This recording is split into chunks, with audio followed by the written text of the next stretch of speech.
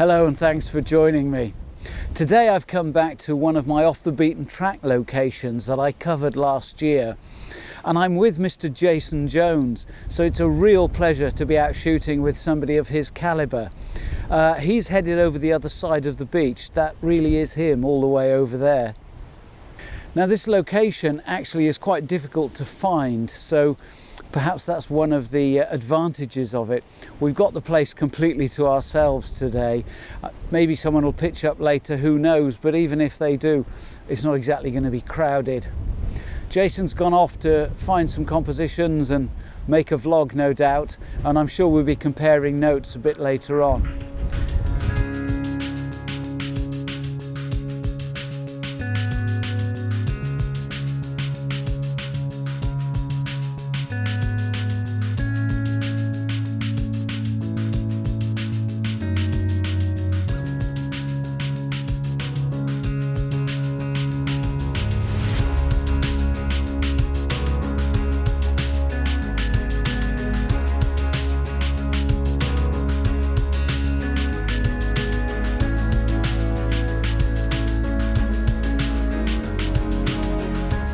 Now it's the middle of February and there's a sharp wind blowing, as it often does in this part of the world. You may remember it from last year. What you've got here is a big rocky headland, a stone arch, a rocky pebbly beach, and also a freshwater lagoon with an old stone wall and some forestry that sits immediately behind it. So we're not short of composition ideas. And what you might see from some of the images that I'll be getting, and probably Jason as well, that you can't always tell you're actually at a beach. So for the landscape photographer, it really does have a bit of everything, and you can spend a whole day here really exploring and having a bit of fun. So if you do get a chance to come to Anglesey and you want to change from the usual iconic locations, I would strongly recommend Ynys y Fydlyn. Well, this first composition that I'm working on is turning out to be an object lesson in extreme patience. I've spent about an hour on one image.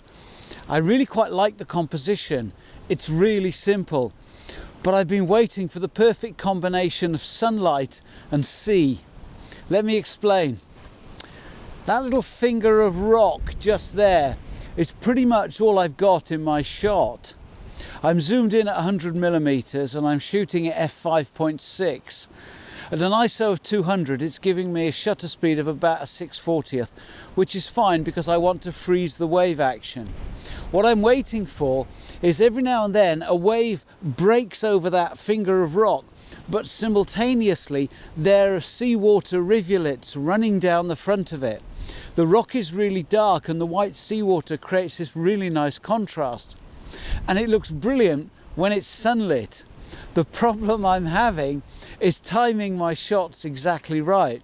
And what I'm doing with this is I'm using the electronic shutter, because if I use the mechanical one, I'd have worn it out by now, because I've probably taken about 1,000 frames. I'm hopeful one of them will work out. The composition also includes this sort of raft of seaweed that's just floating in the foreground, but I've deliberately got that out of focus. I want to pull your eye up to the needle of rock. As I said, it's a really simple composition, and it could be the sort of thing you could shoot on any rocky beach. But the combination of exactly the height of the current tide, where the waves are breaking, and the sunlight, I've seen plenty of it with my own eyes that looks just right. The question is, have I managed to capture one on camera? This wind is making life really difficult today. As you've probably seen from most of my recent vlogs, when you're out and about in this part of the world, usually it's the wind that you're contending with. Anyway, I've been waiting for some decent light to appear on that bracken up by that stand of dead trees. When I was here last year, the first time, none of them were damaged. The second time, a few of them were damaged. And now they're in a terrible mess. But every now and then, that shaft of light that you can see appears, and it's a really good image. What I'm going to do is actually crop it quite severely, top and bottom, because I want it as quite a landscape image, but I don't want to get too wide on it I don't want too much of the water in it. So this is an instance where I'm seeing how the final image might look. And at the moment the light is playing ball, but god damn, I wish this wind would ease off, even if it was just for 10 minutes.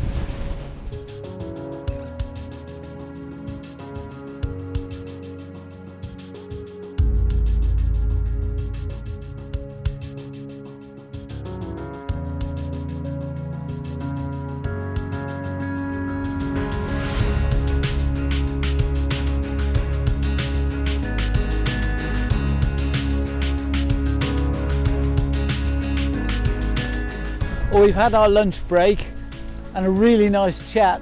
What a nice bloke Jason is.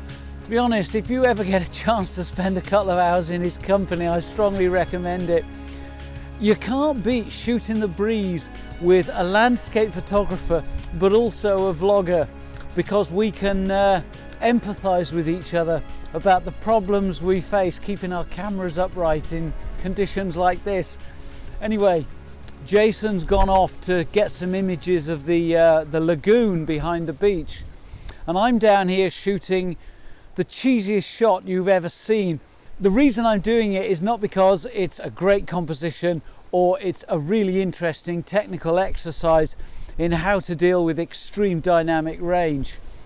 Of course, I can shoot it with the entire arch set really dark and just use it purely as a frame.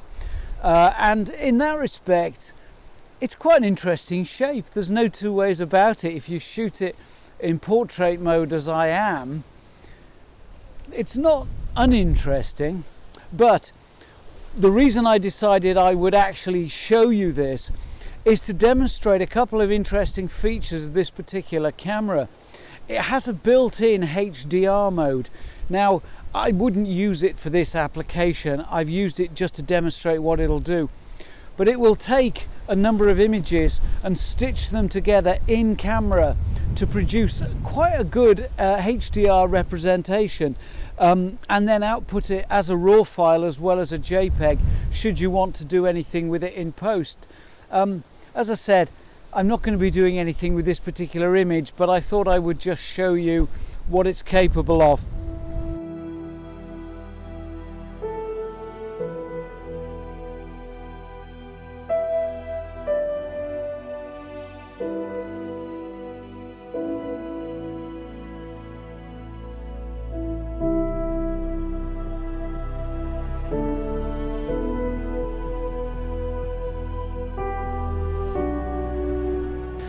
Well, I'm still after this shot.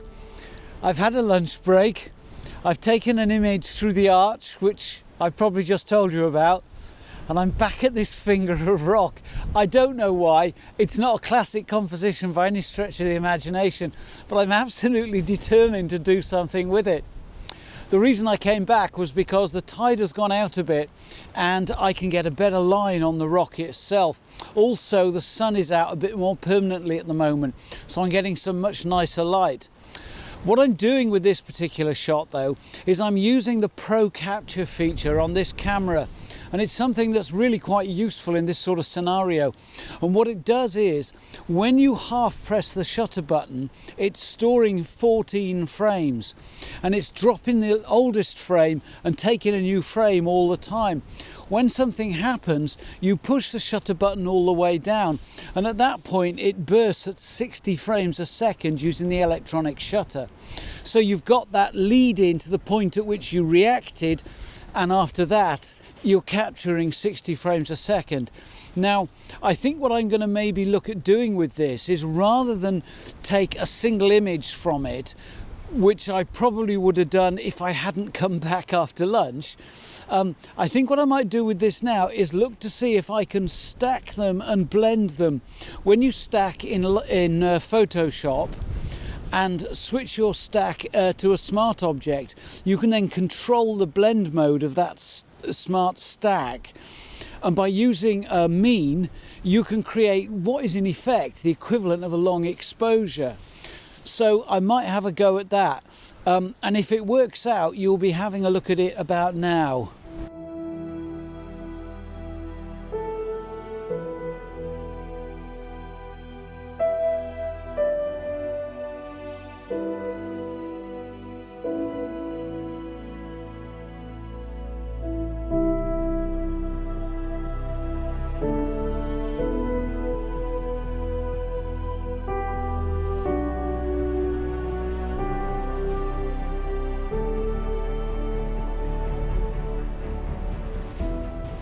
Well, it looks like Jason's heading off over the cliff tops, so it's going to be interesting to see how he copes with the wind up there.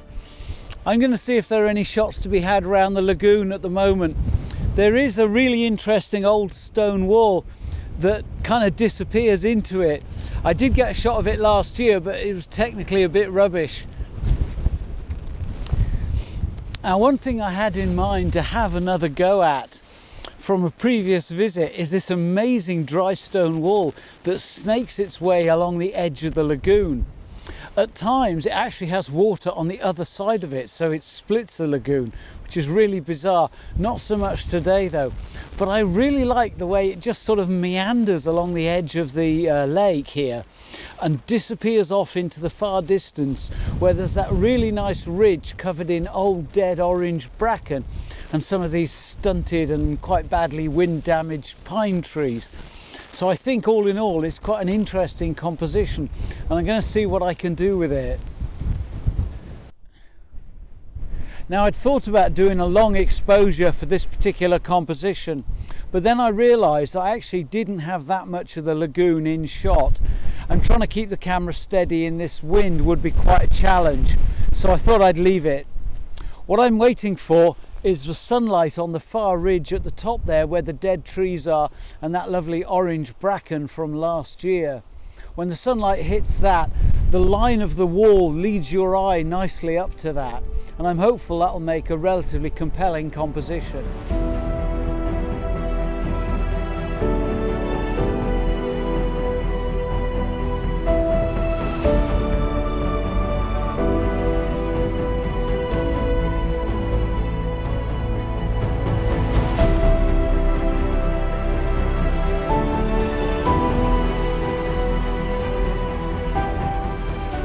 So that's it for this vlog, and thanks to Dave for showing me around this area. Really good. Absolutely fabulous day out. Yeah. Really enjoyed your company, thank you very much. So definitely thinking about coming in again for a sunset and a wild camp. I think that would be really good. Yeah, thanks ever so much for tuning in. Really appreciate you watching. Oh, by the way, if you haven't done it yet, why not subscribe now and join us next time? And also don't forget to subscribe to me. That's what I meant. So yeah, until next time, thanks for watching. Cheers. Bye.